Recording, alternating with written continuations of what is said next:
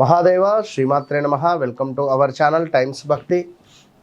ఈరోజు అత్యంత అమోఘమైనటువంటి ఒక అమృతం లాంటి ఒక రెమెడీని మనము తెలుసుకోబోతున్నాము. ఈ రెమెడీ సాక్షాత్తు మనకు పరమేశ్వరుడు పార్వతీదేవికి, సాక్షాత్తు శివుడే పార్వతీదేవికి చెప్పినటువంటి ఒక అత్యంత అద్భుతమైనటువంటి రెమెడీ. ఎందుకు అంటే ఇది మనకు ధనధా దేవి యొక్క స్తోత్రాన్ని ఈరోజు తెలుసుకోబోతున్నాం. ఈ ధనధా దేవికి సంబంధించినటువంటి స్తోత్రాన్ని మనము గనుక త్రిసంధ్యలలో అంటే సుమారుగా కూడా మనకు త్రికాలాలలో అంటే ఉదయము, మధ్యాహ్నము, సాయంకాలము తప్పకుండా ఎవరైతే చదువుతారో సమస్త కోరికలు తీరడమే కాకుండా అద్భుతమైనటువంటి విజయాలు లభించడమే కాకుండా ధన, వస్తు, కనకాది, అదేవిధంగా సకల ఐశ్వర్యము అనేటువంటిది ప్రాప్తి లభించబోతూ ఉన్నది. కనుక బ్రహ్మ రాక్షసాది గ్రహాలు బాధించనేరవు అని కూడా మనకు చెప్పడం జరుగుతున్నది.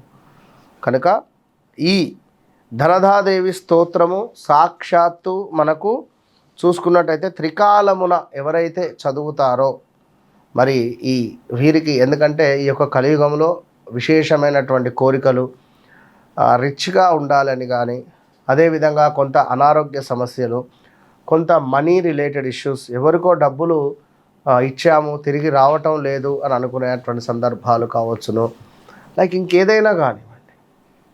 ఇలాంటి సందర్భాలలో ఈ యొక్క స్తోత్రాన్ని మీకు టెక్స్ట్ రూపకంగా కానీ లేదా డిస్క్రిప్షన్లో ఇచ్చేటువంటి ప్రయత్నం చేద్దాం. ముందుగా నేను చదువుతున్నాను, చూడండి. నమః సర్వస్వరూపే చ నమః కళ్యాణదాయికే మహాసంపత్ప్రదే దేవి ధనదాయై నమోస్తుతే.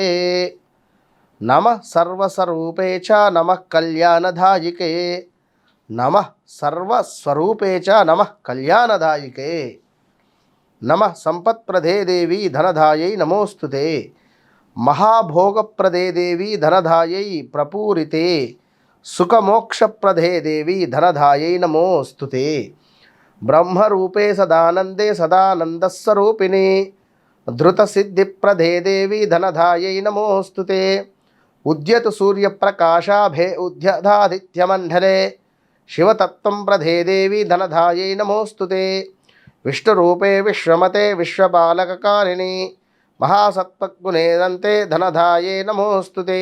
శివరూపే శివానందే కారణానంద విగ్రహే విశ్వసంహారరూపే చ ధనదాయై నమోస్తుతే. పంచతత్వస్వరూపే చ పంచషద్వర్ణదర్శితే సాధకాభీష్టదే దేవి ధనదాయై నమోస్తుతే. ఎంతటి అత్యంత అద్భుతమైనటువంటి స్తోత్రం ఇది.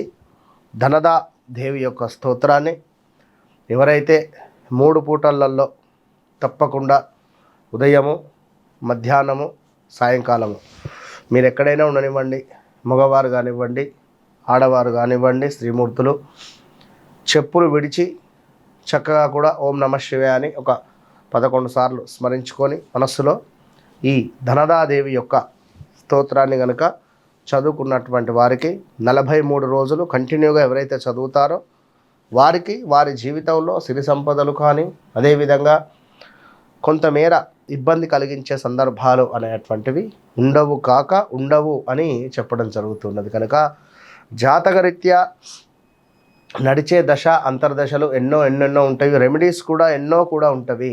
కానీ మనకు మన జాతకరీత్యా సెట్ అయ్యేటువంటివి మనం 1-2 సార్లు చూసుకొని ముందుకు పోయిన ఎడల మంచి ఫలితం ఉంటుంది. All the best.